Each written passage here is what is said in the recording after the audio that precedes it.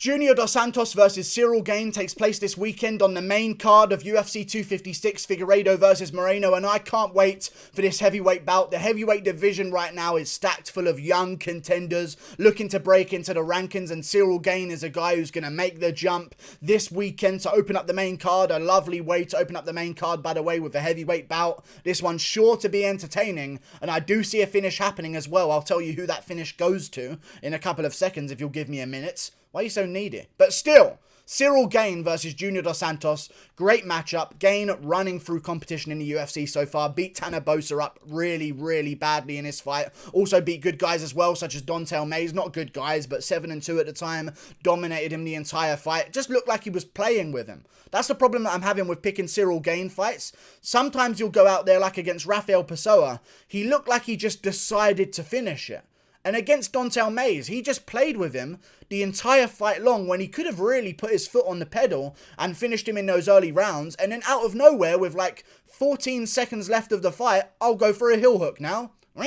Down it goes. There's the submission in the third round. Tanner Boser schooled him for 3 rounds. Boser's a real good fighter. I know he just lost to Andrei Arlovski, but he outlanded him significantly in every single round. People don't like leg kicks, but they are a thing, and Arlovski will be limping for more than Tanner Boser's going to have a headache. I'll make that argument again. But still, I know Arlovski just beat Tanner Boser, but I do believe that with the way that Ciryl Gane is schooling these competition, it's not like he's just come into the scene and KO'd a bunch of guys in the first round that are cans and made it look easy, and now we don't know what happens if he goes past the first minute, which seems to be the case with a lot of heavyweights that are rising up the rankings over time. Ciryl Gane's schooling people, and I really like seeing that because I'm seeing a technical advantage that he has over a lot of guys in the heavyweight division, and I don't see him losing to Junior Dos Santos because Dos Santos has been KO'd a couple of times in a row, and I do believe that Ciryl Gane is going to go out there and get a TKO within the first 2 rounds because Dos Santos sometimes has been chinny in his career. He's lost to Alistair Overeem by KO. Was a little bit of a weird stoppage, but still he got smacked with an uppercut badly and slumped backwards. I know why the ref jumped in, but maybe the ref should have given it a little bit more time, but still got finished by Cain Velasquez. Got beat up by Cain Velasquez before that as well. Stipe Miocic, even in the first fight, gave him a lot of trouble, landed some big hard shots on him.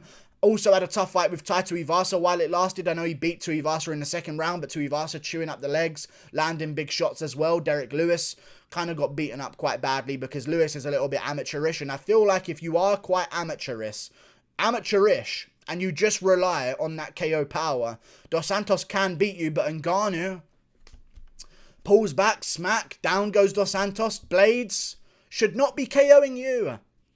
He's a grappler. Look at the Volkov fight.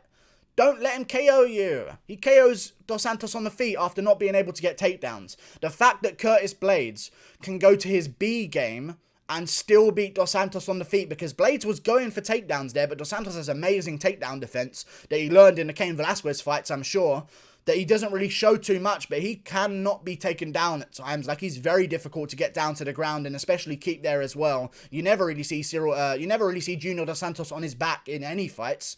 Curtis Blades resorted to plan B and still finessed Junior Dos Santos on the feet. I don't like this for him. Even against Jairzinho Rozenstruik, he just seems to be making the same mistakes over and over again. Backing up against the cage in a straight line, not circling out, leaving himself stuck against the cage, like he did against Stipe Miocic, like he did against Jairzinho Rozenstruik, like he did against Curtis Blades as well, against the cage, getting finished. I feel like Ciryl Gane is the kind of guy with the IQ to realise that, usher him against the cage, land some good front kicks and jabs, push him back, and then sit down on a punch and KO JDS at the end of the first round or the second round. I think Ciryl Gane will get the finish because I know he doesn't look like a finisher, but he will just annihilate you in the first round if you let him, because even before he joined the UFC, he was only 3-0 at the time. The fights that he had before, you could tell that he just was like, okay, I'm just going to wipe these guys out. Good competition. Good competition guys at heavyweight. These aren't just some fat messes that they've somehow found with like a 10-6 record. No offense, Parker Porter, but you're just really matching the description right now. These aren't some fat slumps of people that aren't good whatsoever. I mean, he came out in his first fight, took on a guy 1-1. Okay, it's your first fight. Second fight, he goes out there, beats the top prospect in Canada, 7-0. Whoops him in the second round, KO. Third round, goes out there against Roger Souza, top prospect in Brazil, 8-1 at the time. KOs him in the first round with ease. With ease, just one shot, bang, uppercut to ground and pound. Highlight reel worthy. It gets him signed by the UFC. And since then, he's just been schooling people, man. I really like Ciryl Gane. I think he's going to get the job done against Junior Dos Santos, because if Dos Santos even had a grappling, like, just seeing Dos Santos go out and do the same thing over and over and over again without changing anything, it's just a sign that maybe he's stuck in his ways and Gane's going to really beat him up. Because listen, this is a quick turnaround, man. When he got KO'd by Ngannou, he took 7 months off before he took on Blades. When he got KO'd by Blades, he took 7 months off, 7.5 months off, or sorry, no, just 7 months off before he came back against Jairzinho Rozenstruik. Rozenstruik KOs him, he second guesses having a career, and now he's turning around in 4 months against Ciryl Gane. I just don't like the mindset of him right now, and I think this might be just one last paycheck before it's all over. Tuivasa lost to him, Derek Lewis lost to him, Blagojevinov lost to him, Ben Rothwell lost to him. What's the difference between those guys and Ciryl Gane? Those guys wing big shots and don't really set anything up with technique. Gane does. The difference between those guys and the other 3 on his list, Blades, Rozenstruik, and Ngannou, is that Ngannou, Blades, and Rozenstruik set things up with decently good technique. The other guys don't, that JDS is able to have beaten. Stipe Miocic sets things up with good technique. I think Gane is going to do the same thing and chin Junior Dos Santos in the first round. One thing I don't agree with, however, is the odds. I think they're pretty disrespectful because this is the heavyweight division, and who knows, Ciryl Gane's chin does not look reinforced with titanium. I will mention that. Like, there's some chins that you can see, like Ngannou's chin, or like a Drew Dober chin even. Like, some of these big jaws and Masvidal and stuff like that, you can just tell that a guy is not going to get KO'd. I think Gane's going to get chinned once in his career pretty badly and go out cold. I don't think it's going to be against Dos Santos, but those odds, I mean, they're just really, really interesting in my opinion. And I'm looking forward to seeing how the fight goes. He's a 2-9 favourite. Jesus Christ. That's almost tempting. That is almost tempting, but I think it just goes to show what people really think about this matchup. I see Ciryl Gane schooling him on the feet, and if he wins this one, we're off to the races in the heavyweight division. But those odds, man. Jesus Christ, those odds. 2-9. All right. I'm not going to be swayed by the odds or anything, but that would normally be enough for me to go, hey, I'm just going to put money on him for a bit. But, like, I'm not going to pick the fight because of that. I know Gane's going to beat him, but those odds are just ridiculous. Jesus. I don't know, man. That's kind of swayed me a bit. Like, sometimes the odds can get a little bit, you know, a little bit raunchy. They kind of turn me on a bit, those odds. I need to look away from the odds. Let me close down the fucking odds real quick before it sways my mind. Ciryl Gane's going to beat him, and he's a justifiable favourite, but that is ridiculous odds. Ciryl Gane wins. If he does win, I want to see him maybe get the Shamil Abdurakhimov fight anyway. I want to start getting away some of these older guys. I don't want Ciryl Gane to win, and then we do him versus Ngannou, or him versus Blades, or him versus Volkov coming off a win. I want to start working away the Walt Harrises, the Andrei Arlovskis, the Junior Dos Santoses as well. The other guys in the division that are a bit older, like Blagojevinov, kind of get him out of the mix. Maybe Sakai as well, even though he's a younger guy. Maybe we'll work on Sakai, keep him around.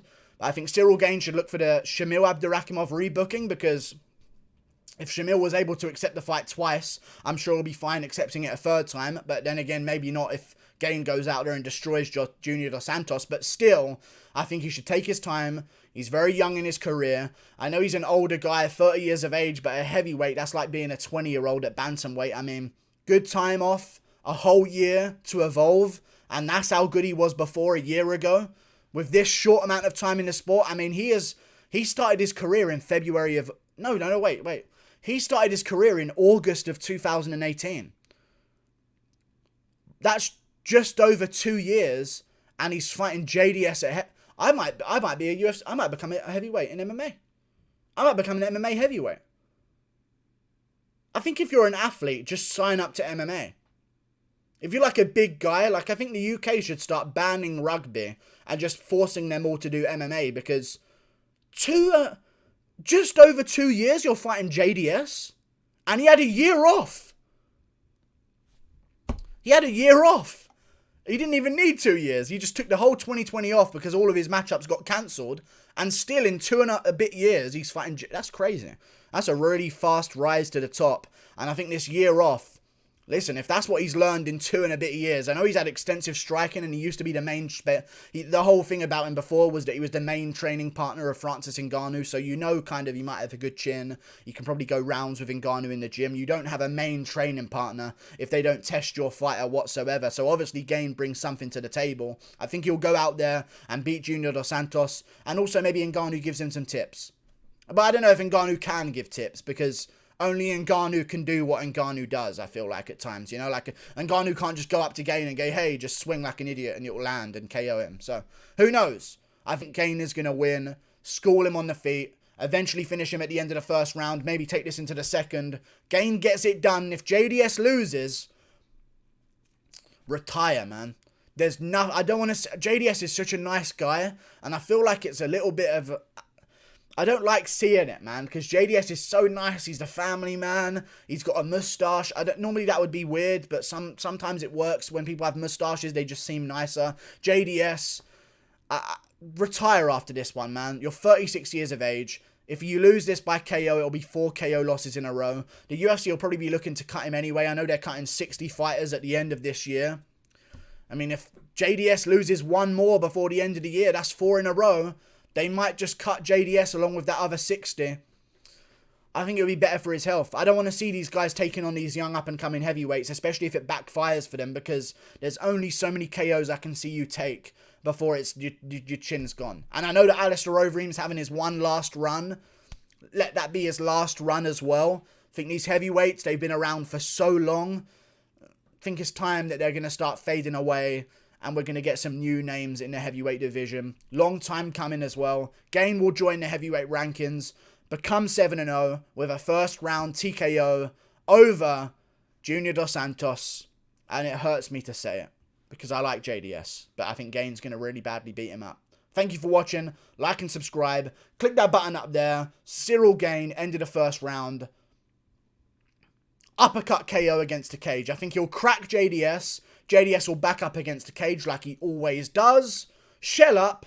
And Gane will find the uppercut to finish him against the cage and slump him. Thank you for watching. Like and subscribe. Goodbye. Almost made it to the end before my voice went. Yeah.